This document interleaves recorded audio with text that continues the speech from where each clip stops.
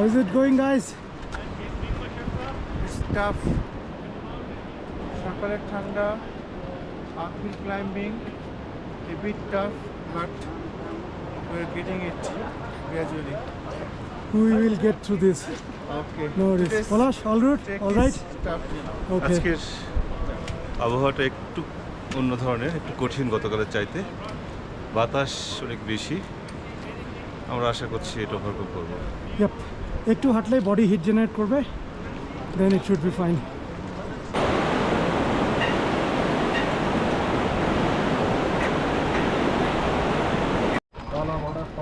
এখানে একটা মজার বিষয় হচ্ছে হাঁটার সময় ঘোড়া আসলে আমরা সাধারণত দাঁড়ায় যাই, ওদেরকে সাইড দিয়ে দিই, কারণ ঘোড়া খুব দ্রুত যায়।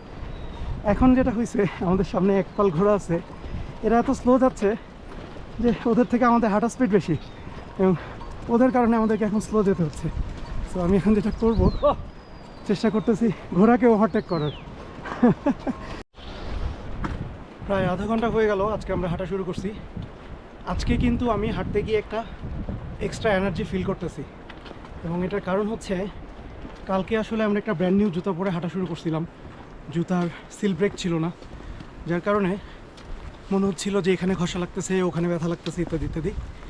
বাট কালকে 4 ঘন্টা হাঁটার পরে আজকে কিন্তু জুতাটা একদম ফ্লেক্সিবল হয়ে গেছে, এবং হাঁটতে গিয়ে কোথাও কোনো রকম কোনো ঝামেলা হচ্ছে না, এবং এই কারণে আমি কিন্তু আজকে বেশ জোরে হাঁটতে পারতেছি। আর জুতার ব্যাপারে একটু বলি, আসার আগে যে ব্যাগিং প্রিপারেশানের ভিডিও করছিলাম, সেখানে জুতা নিয়ে অনেক কথাবার্তাই বলছি, এবং বলছিলাম যে অনেক হিসাব নিকাশ করে একটা রানিং শ্যু বাংলাদেশ থেকে একটু কম দামের ভেতরে কেনা একটা ট্রেকিং শ্যু নিয়ে আসছিলাম। বাট এখানে এসে সবার সাথে কথাবার্তা বলে, যারা অন্যান্য ট্রেকার আছে বা অন্যান্য যারা একটু এক্সপিরিয়েন্স, তারা সবাই বললো যে এই ট্রেকে জুতা একটা মেজর ব্যাপার। সো এই কারণে আমরা শেষ মুহূর্তে, একদম শেষ মুহূর্তে আরও একটা ভালো জুতা কিনছি। এটার যে দাম, এটা আসলে আমাদের একটু সামর্থ্যের বাইরে, বাট ইবিসি ট্রেকে আমরা আসছি মানে আসলে আমরা কিন্তু অনেক টাকা ইনভেস্ট করছি অনেক কিছুতেই। তবে আমার মনে হয় one of the best investment you can make is on your shoe. So এখন আমি সাজেশন দিব যে আপনারা অন্যান্য যা কিছুই কেনেন না কেন, সাথে অবশ্যই একটা ভালো ট্রেকিং শু কিনবেন।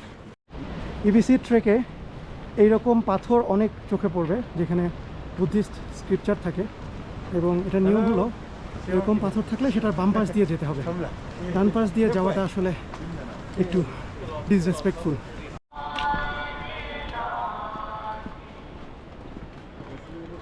আমরা গতকালকে লুকলা থেকে 4-4.5 ঘন্টা 5 ঘন্টা হেঁটে এসে ফাকডিংয়ে ছিলাম, বাট আমরা কিন্তু মোটামুটি 1টার মধ্যে ফাকডিংয়ে পৌঁছে গেছি। ফাকডিং থেকে আজকে নামছি, এটা মোটামুটি যারা একটু দ্রুত গতিতে হাঁটে তাদের জন্য 7 ঘন্টার মতো, আমাদের হয়তো আর একটু বেশি 8 থেকে 9 ঘন্টা লাগবে। বাট এখন আমার যেটা মনে হচ্ছে, ফাকডিংয়ের পরেও কিন্তু অনেক গ্রাম আছে, অনেক লজ আছে। সো কালকে আমরা একটাই থেমে গেছি, যদি কালকে একটাই থেমে না গিয়ে আরও 2 ঘন্টা হাঁটতাম, 3টা বা 4টা পর্যন্ত হাঁটতাম, তাহলে কিন্তু আমরা নামচি বাজারের দিকে অনেকটা আগায় থাকতাম। আজকে আমাদের 9 ঘন্টার জায়গায় হয়তো 7 ঘন্টা হাঁটলেই হতো। সো এজেন্সি দিয়ে বুক করলে ওরা এইভাবেই সাজায় যে আপনি প্রথম দিন ফাকডিংয়ে থাকবেন, পরের দিন নামচি বাজার যাবেন।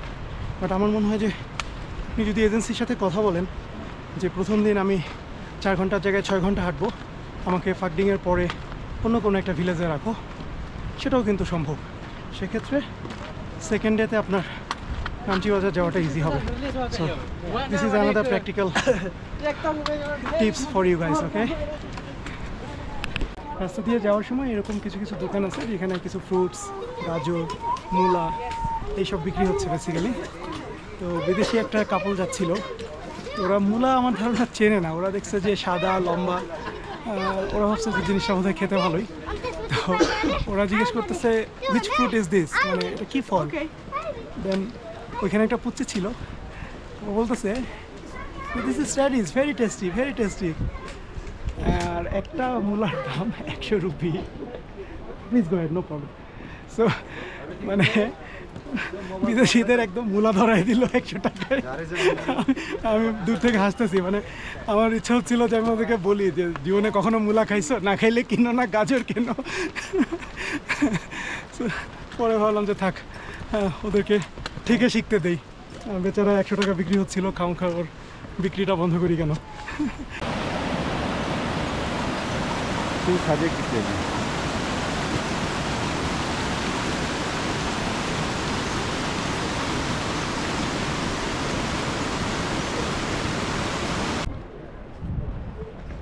এই হচ্ছে আমাদের হাঁটার রাস্তা, পাশেই মাউন্টেন, সানরাইজ, মনে হচ্ছে যেন সিনেমার শুটিংয়ে ঢুকে গেছি, সিনেমার শুটিংয়ের স্পট।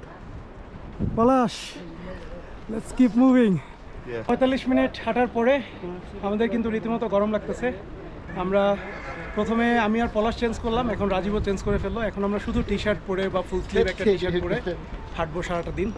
সো ঠান্ডার যে ব্যাপারটা, এটা ওই একটু সকালের দিকে আর সন্ধ্যার পরে। সারাদিন সূর্য থাকলে কিন্তু আমরা বেশ আরাম করে হাঁটতে পারতেছি, নো প্যারা। গাইস, ঠান্ডা লাগতেছে? না, এখন আর ঠান্ডা লাগছে না। We are pumped up. এখন খুলে খুলে আসলে সব ডে প্যাকে ঢুকে ফেলতে হচ্ছে। আর সূর্য ওঠার পরে আসলে হাঁটতেও ভালো লাগে, কারণ বাতাসটা একটু গরম হয়। আর্লি মর্নিংয়ে যেটা হয়, ঠান্ডা বাতাস শ্বাস নিলে নাকের ভেতরে মনে হয় যে একটু নরসিয়া টাইপের হয়, তখন অবশ্যই যে বাফটা জাস্ট তুলে একটু এরকম নাক ঢেকে দিলেই খুব কমফোর্টেবল হয়।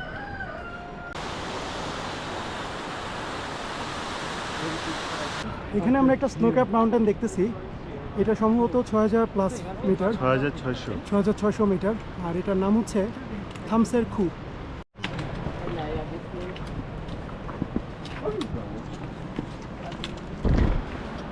এখন আমাদের একদম খাড়া উপরে উঠতে হচ্ছে, এই জায়গাটা বেশ উঁচু।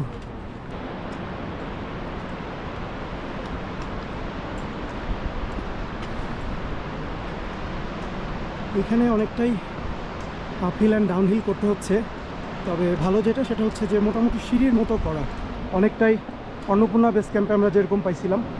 তবে আমি জানি না সবার হয় কি না, পার্সোনালি আমার যেটা হয়,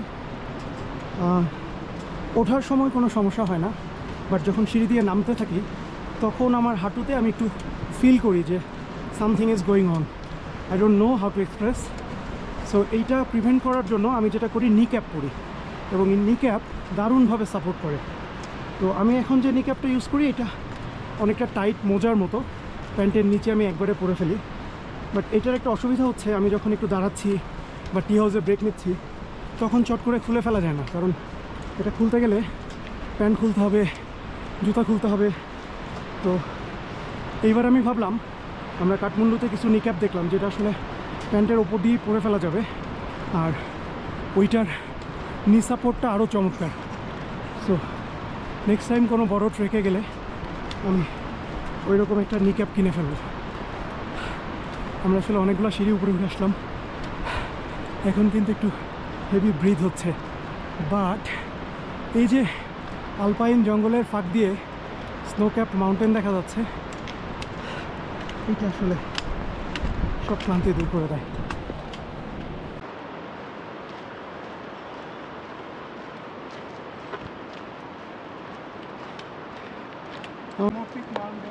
এইটা একটা অসাধারণ অনুভূতি আসলেই। আর এই যে চট করে রোদ থেকে একটু ছায়া আসছি, একটু ঠান্ডা ঠান্ডা ফিল হচ্ছে, মানে ক্লান্তিটা আসলে সত্যি এখানে আসলে দূর হয়ে যায় একটু পাইন জঙ্গলের ভেতরে ঢুকলে।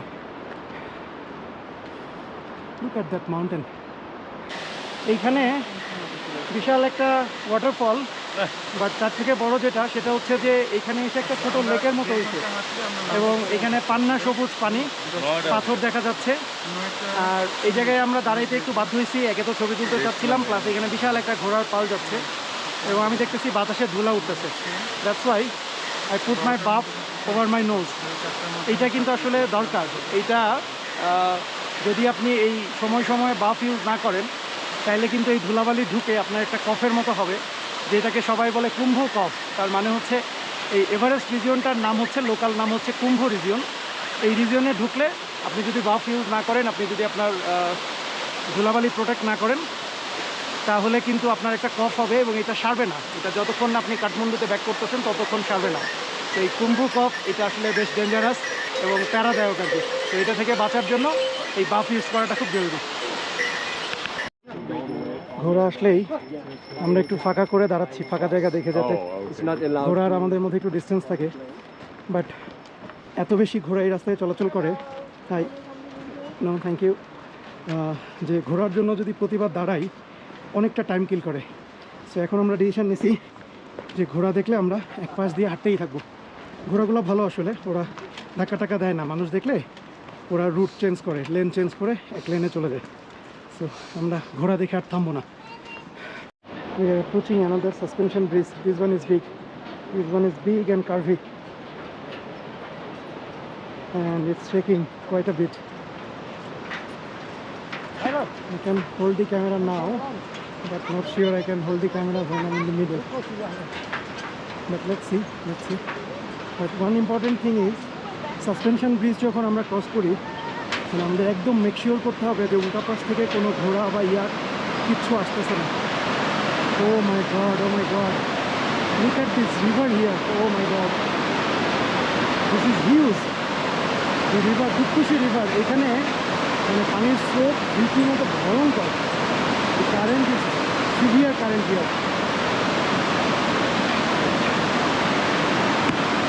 I'll show you guys.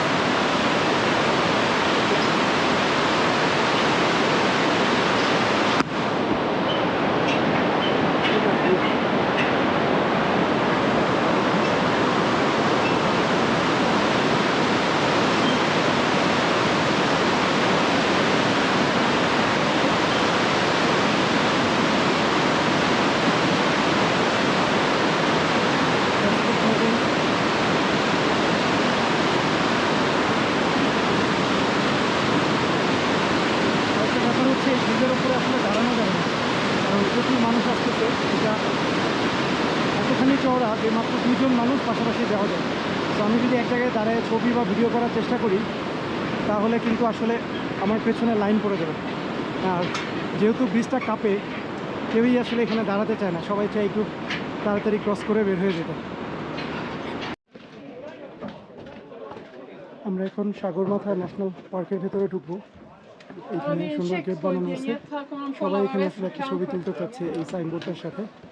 National park মানে হচ্ছে আমরা এখন সম্ভবত পাইন ফরেস্টের ভেতরে ঢুকে যাব। সাগরমাথা ন্যাশনাল পার্কের ভেতরে ঢুকে আমাদেরকে এখানে একটা পারমিশন নিতে হবে, একটু সময় লাগতেছে যেহেতু সবাই একসাথে আসছে, কতক্ষণ লাগবে জানি না। এখানে অনেকগুলি সাইনবোর্ড, অনেক ইনফরমেশান দেওয়া আছে, সবগুলো আসলে মনে হয় না পড়ে এখন দেখতে পারবো। এখানে কিন্তু বেশ ভিড়, বেশ রাশ।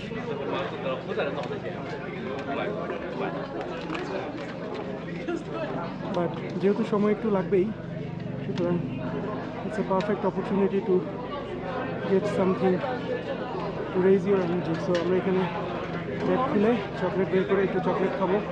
পঞ্জুতে পারমিশন করার সময় আমরা কিন্তু এখানে একটা স্ন্যাক্স ব্রেক নিলাম, আমরা চকলেট খেলাম। এই হচ্ছে আমার চকলেটের কাভার। এটা আমি বিন খুঁজতেছি, এখানে আসলে কোনো বিন চোখে পড়তেছে না। সো আমি কি করব বা আমার কি করা উচিত, আমাদের সবারই কি করা উচিত, এই কাভারটা এখানে কোনোভাবে এখানে ফেলে রেখে যাওয়া যাবে না। এটা আমি আমার ব্যাগের সাইড পকেটে রেখে দিব, যখন কোনো একটা প্রপার বিন পাবো একমাত্র সেখানেই আমি এটা ফেলবো। সো আমরা যারা এভারেস্টে ঘুরতে আসি এইরকম এত পিওর ন্যাচারের ভেতর, এই সামান্য রেসপন্সিবিলিটি কিন্তু আমাদের নিতে হবে। এই ভুলগুলো করা যাবে না যে আমি একটা পানির বোতল খেলাম, পানির বোতলটা ফেলে দিলাম, চকলেটের কাভার ফেলে দিচ্ছি। এই ভুলটা যেন আমরা না করি, এটা আমাদের অবশ্যই মেক শিওর করতে হবে। আমরা এখন জাস্ট এখানে আছি মঞ্জো থেকে।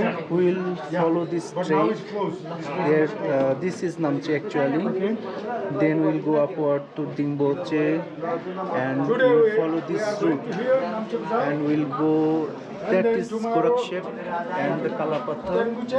Then we will go upward, there is Kumbhu Ice Fall. The Everest base camp is left side of the Kumbhu Ice Fall. আমরা যখন এই ট্রেকিংয়ের জন্য শপিং করতেছিলাম, কত রিসার্চ করে, কত স্টাডি করে, কত খুঁটিনাটি জিনিস কিনছি যেগুলো আমাদেরকে হেল্প করবে। বাট এখানে আসার পরে আমরা যখন ইউরোপীয় টিম দেখতেছি, অনেক ইউরোপীয় ট্যুরিস্ট দেখতেছি বা আমেরিকান ট্যুরিস্ট, তখন ওদের কাছে আমরা এমন ইন্টারেস্টিং সব ছোট ছোট গিয়ার দেখতেছি যেগুলোর কথা আমরা আসলে জানি না। এরকমই একটা খুব ইন্টারেস্টিং জিনিস দেখলাম যে ওদের সানগ্লাসের যে আমাদের নাকের উপরে যে অংশটা থাকে ওইখান থেকে একটা ছোট্ট নোজ প্রোটেক্টর বের হয়েছে, এসে নাকের ওপরে ঠিক মনে হচ্ছে যে ছাতার মতো এসে নাকটাকে প্রোটেক্ট করতেছে। এবং এটা কিন্তু খুবই কাজের একটা গিয়ার, কারণ আমি জানি যে এইরকম ট্রেকের শেষে সবচেয়ে বেশি চামড়া ওঠে এবং সবচেয়ে বেশি পুড়ে যায় হচ্ছে নাক।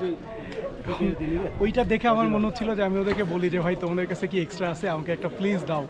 মানে নাক এত বাজেভাবে পুড়ে যায় এবং এত বাজেভাবে চামড়া ওঠে, এটা একটা খুবই চমৎকার গিয়ার। আমি জানি না বাংলাদেশে কোথায় পাবো, অ্যামাজনে পাওয়া যাবে কিনা, বাট এটা যে এইরকম একটা জিনিস যে আসছে এটাই তো জানতাম না, এখন জানলাম। ডেফিনেটলি উই উইল কালেক্ট ইট। এই যে আমরা সাগরমাথা ন্যাশনাল পার্ক বা ন্যাশনাল ফরেস্ট যেটাই বলি সেখানে ঢুকে যাচ্ছি। এটা বেসিক্যালি আমাদের একটা জঙ্গলের মধ্যে দিয়ে হাঁটতে হবে এবং গুড নিউজ ইজ যে এতক্ষণ আমরা আসলে হাইক করছি, এখন আমরা ডাউনওয়ার্ড যাব। এটা খুব জরুরি ছিল, কারণ হাইক করতে করতে আমরা ক্লান্ত হয়ে গেছি। এখন ডাউনওয়ার্ড আমরা একটু কুইকলি যাব এবং তাড়াতাড়ি লাঞ্চের জায়গায় পৌঁছে লাঞ্চ করে ফেলবো।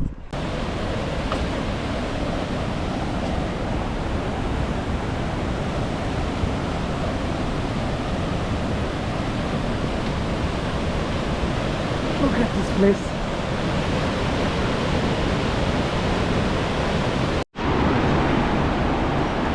Another suspension bridge, another river, not another river, the same river, but we are crossing it again.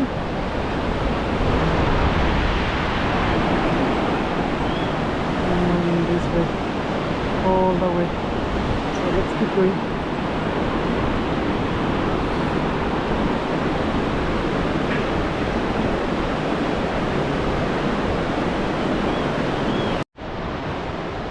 আমরা ব্রিজটা মাত্র ক্রস করে আসলাম। আমরা নামার ঠিক পরে একটা ইয়ার্ড ব্রিজে উঠলো, আর ওই দিক থেকে কিন্তু কিছু মানুষ অলরেডি ব্রিজে উঠে গেছে। আমাদের গাইড যে ছিল সে চেষ্টা করতেছিল যে ইয়ারটাকে এখন ব্রিজে ওঠা থেকে একটু আটকানোর জন্য, বাট আটকানো গেল না। ইন্টারেস্টিং হচ্ছে যে যারা আসতেছে তারা একটু স্কেয়ার হবে আর কি, প্যানিক করবে, বাট এক পাশে সাইড দিয়ে দাঁড়ালে ইয়ার চলে যায়। ইয়ার আসলে ঝামেলা করে না, ইভেন ঘোরাও মানুষ দেখলেও সুন্দর একদিকে চেপে যায়। সো সবচেয়ে ভালো হচ্ছে যদি ইয়ার না পাওয়া যায়, আর পাইলে জাস্ট শান্ত থাকতে হবে, এক পাশ ঘেঁষে দাঁড়াইতে হবে, ইয়াক পার হয়ে চলে যায়। এই যে কোনো ঝামেলা ছাড়াই মোটামুটি সবাই আসতেছে। তবে ইয়াকের শিং এত চোখা যে ওইটা দেখলেই আসলে ভয় লাগে, ভীষণ ভয় লাগে। ইয়ার হাফওয়ে থ্রু, অর্ধেক রাস্তা চলে আসছি। এখন আমাদের একটা লাঞ্চ পয়েন্ট ফ্রেন্ডশিপ লজ। যদিও এখন মাত্র 11:30 11:30 বাজে, বাট টু বি অনেস্ট আমরা কিন্তু আসলে যথেষ্ট ক্ষুধার্ত, কারণ আমরা 6:30টায় আর্লি ব্রেকফাস্ট করে বের হয়েছি। এখন 11:30 12টার মধ্যে লাঞ্চ করে ফেলবো। আর এখানে নিয়ম হচ্ছে আপনার ডিনার করে ফেলতে হবে 7টার মধ্যে, কারণ তারপরে অনেক ঠান্ডা থাকে, টি হাউসের সব ডাইনিং ক্লোজ হয়ে যায়। সো আমরা আসলে এখন পারফেক্ট জেন্টেলম্যানস রুটিন ফলো করতেছি। Early breakfast, just in time lunch, and then early dinner. আর সেই সাথে আমরা যে হাঁটাহাঁটিটা করতেছি, এই রুটিন যদি আমরা কন্টিনিউ করতে পারতাম দেশে, তাহলে কিন্তু আমাদের এইসব ছবি তোলার সময় টান দিয়ে ভুঁড়িটা ভেতরে ঢুকাইতে হইতো না। তবে ভুঁড়ির একটা সুবিধা পাচ্ছি, আমার ব্যাগটা যখনই মনে হচ্ছে যে কাঁধে একটু প্রেশার লাগতেছে, বেলটা টেনে এনে ভুঁড়ির ওপর শক্ত করে বাঁধতেছি, তখন সাথে সাথে কাঁধের ওপর থেকে প্রেশার চলে যাচ্ছে। এই জায়গায় আমরা লাঞ্চ ব্রেক নিলাম। জায়গাটা অসাধারণ সুন্দর, কারণ মানে আমার কেন জানি পাহাড়ে গিয়ে নদী পাইলে খুব ভালো লাগে। আর এই নদীটা এখন খরস্রোতা নদী, অনেক বেশি পানি এটাতে বয়ে যাচ্ছে, সম্ভবত গ্লেসিয়ার থেকে গলে গলে আসতেছে। এটা কিন্তু মানে খুবই রিল্যাক্সিং একটা জায়গা। নদীর ধারে যদি বসে থাকা যায় কিছুটা সময়, বিশেষ করে এখন রোদ আছে, ঠান্ডা নাই, সব মিলায় অসাধারণ সুন্দর জায়গা।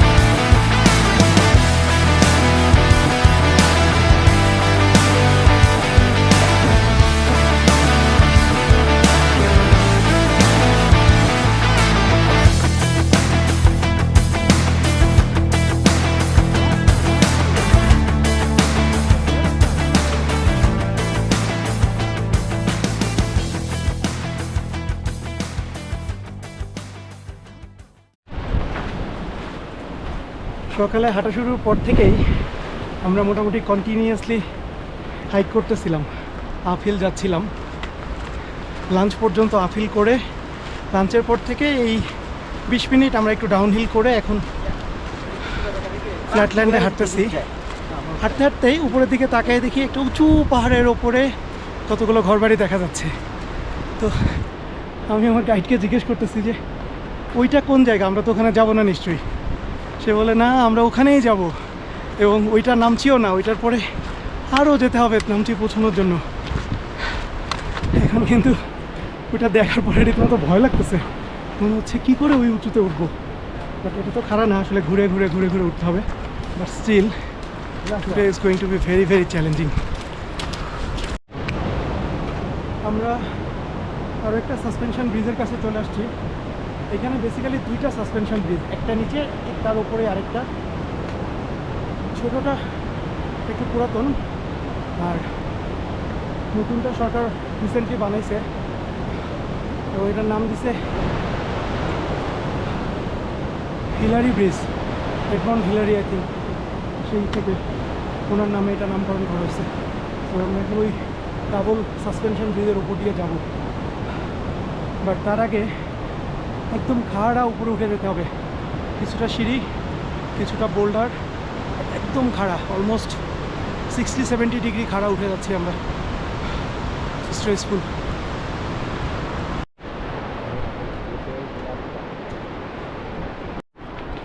বিভিন্ন রকম ট্রাভেল গিয়ারের কথা বলতেছিলাম, এখানে কিন্তু আরেকটা ইন্টারেস্টিং গিয়ার। এই ভদ্রলোকের ব্যাগের সাথে একটা সোলার প্যানেল লাগানো আছে, এটা চার্জ হচ্ছে, সেটা দিয়ে উনি ওনার সমস্ত ডিভাইস, মোবাইল, ক্যামেরা সব চার্জ করে ফেলতেছেন। এইটা হচ্ছে আমাদের হিলারি ব্রিজ। এইটার দৈর্ঘ্য তো বড় না, কিন্তু এটা কিন্তু অনেক উঁচুতে, বেসিক্যালি অনেক উঁচুতে।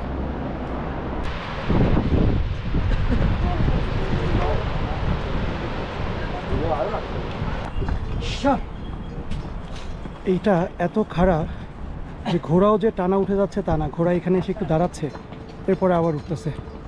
মানে ঘোড়ারই যদি এই অবস্থা হয়, তাহলে আমাদের আসলে কী অবস্থা সেটা সহজেই বোঝা যাচ্ছে। আমরা ছিলাম ওই নিচে কোনো এক জায়গায়, ওখান থেকে দেখতেছিলাম যে অনেক উঁচুতে এরকম একটা প্লেস, একটু দেওয়াল, একটু গ্রিল দেখা যাচ্ছিল। দূর থেকে মনে হচ্ছিল যে এটা বোধহয় কোনো একটা ঘর বা টি হাউস। এত ভয় পাচ্ছিলাম যে কী করে এত উঁচুতে উঠবো। 1.5 ঘন্টা হাঁটার পরে এখন কিন্তু আমরা এই জায়গায় পৌঁছে গেছি। অন্নপূর্ণা বেস ক্যাম্প থেকে আমাদের শুধু লাস্টের দিনটায়, যেদিন আমরা মৎস্যপুছারা বেস ক্যাম্প থেকে অন্নপূর্ণা বেস ক্যাম্প যাচ্ছিলাম, শুধু সেই দিন এমন হয়েছিল যে কয়েক ধাপ যাওয়ার পরেই থামতে হচ্ছিল, পানি খেতে হচ্ছিল। আজকে ইবিসি ট্রেকের সেকেন্ড ডেতে নামচি বাজার যাওয়ার সময় কিন্তু আমাদের একই রকম অবস্থা। লিটারালি আমরা 5-7টা ধাপ দিচ্ছি, এরপরে 5-10 সেকেন্ড করে ব্রেক নিতে হচ্ছে। আমার পেছনে একজন সিনিয়র সিটিজেন আছেন, আফ্রিকা থেকে আসছেন। উনি 53 বছর বয়সে একবার আসছিলেন, এখন সম্ভবত 68, এখন আসতেছেন, যাচ্ছেন। এবং উনি বলতেছেন যে আরও বেশি বয়স হয়ে যাওয়ার আগে উনি আরেকবার আসতে চান। Wonder, age is just a number. সকাল 7:30টায় শুরু করে এখন বাজে প্রায় 4টা। অবশেষে আমরা নামচির দেখা পাইছি। Thank God, finally we are at Namche Bazaar. Last few stairs to Namche Bazaar, but আমরা নামচি বাজারে ঢোকার ঠিক আগ মুহূর্তে এই ভিউটা আমাদেরকে মোটামুটি ওয়েলকাম করলো আর কি। Just look at that. Look at that. Thanks for watching. Please subscribe and hit the bell icon.